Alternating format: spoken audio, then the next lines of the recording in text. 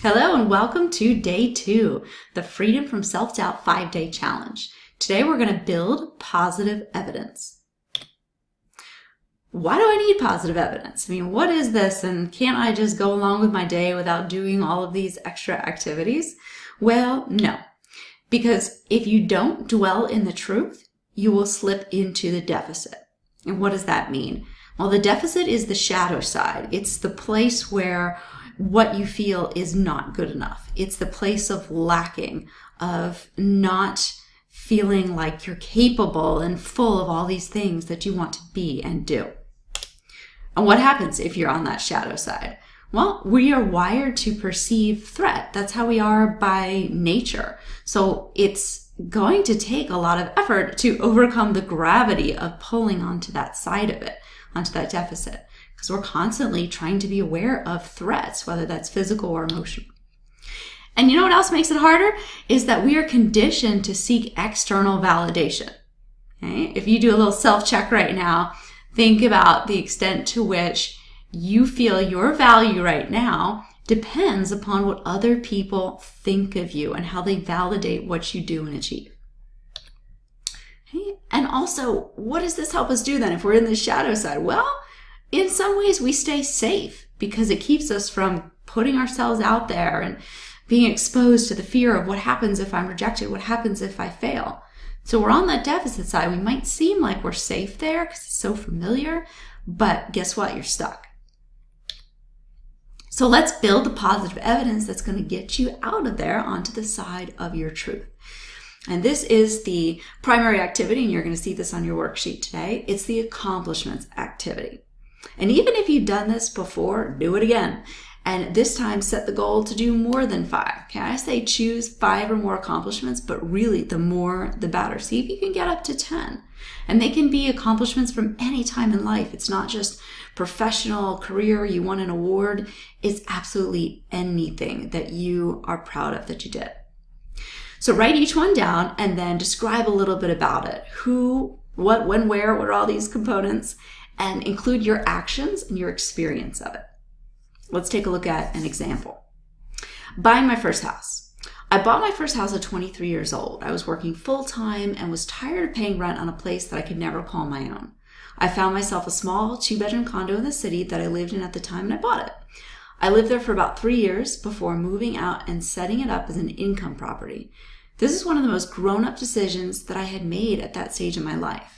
It was important because I was extremely young, but financially diligent and stable enough to purchase a home. And this is a real example from one of my clients, by the way. So now what you want to do is go back and say, okay, well, what skills and characteristics, in this case, does this woman have? What must she possess in order to have achieved this accomplishment? Well, here are some easy ones to observe, I think. She was independent, financially savvy, resourceful, organized, determined, future-oriented, responsible, strategic. That is huge. And guess what? Most of these here, they are incredibly strong, transferable skills. Here's another thing you can do, and I'll list this too on the bottom of your worksheet in case you want to be an overachiever and do a few more of these activities, which I recommend for results. It's called the love list, and this is 30 things that you love about yourself. And it can be anything. It doesn't have to only be perfect things that everyone approves of or accomplishment-based characteristics. This is an example from one of my clients. My badass wardrobe, my humor, my commitment to self-care and personal growth, my grit and tenacity during hardships, my generosity. You can even put your hair. It could be anything. Then when you're going through your day and you find yourself slipping to that deficit, holding on to that gremlin, you say, yeah, but I got a badass wardrobe. I look damn good. My hair is good. I am extremely generous, and I know that I help people. Evidence log. This is something you want to do weekly. Start this now from this day forward. It's something that I do even in my work on Fridays. Note what you did. Are there any successes, wins, highlights, progress made? Here are some examples. Sold a new account at work. Finished a great book or training. Exercised 3 times this week. Saved $500 this month. And helped a friend who was struggling. Write all this stuff down. It's going to be huge. It amounts into this ocean of evidence over time that when you look back, it's undeniable of the skills, characteristics you have, the achievements that you've made. And then there's the mantra and the talisman. You probably know what a mantra is, right? It's a positive statement that helps you believe, helps you stay motivated. Here are some examples from clients that I've worked with. Look around. I'm undefeated. I choose to rise up and embrace the game. I'm fully capable of achieving anything I want. All I need to do is choose it. Dwell in the magnitude of the positive evidence. Wow, these are awesome. Feel free to borrow them. Write it down on a Post-it note, stick it on your mirror, put them in places where you can see it, and say it multiple times a day. This is your truth. And then the talisman, that's an artifact or an image that represents something to you. Maybe it's courage or strength.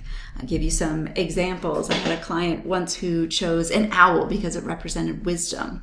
Had another client who chose a black panther that represented being stealthy and smart and strategic in her work.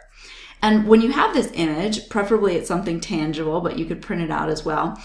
Put it on your desk. Put it in the place where you're spending most of your time during the day so you can look at it and reflect. That imagery is so powerful. And when you keep layering all of these activities that you're doing and all of these positive messages, you will see that it will change the way that you think about yourself. It'll change the messages you're giving to yourself.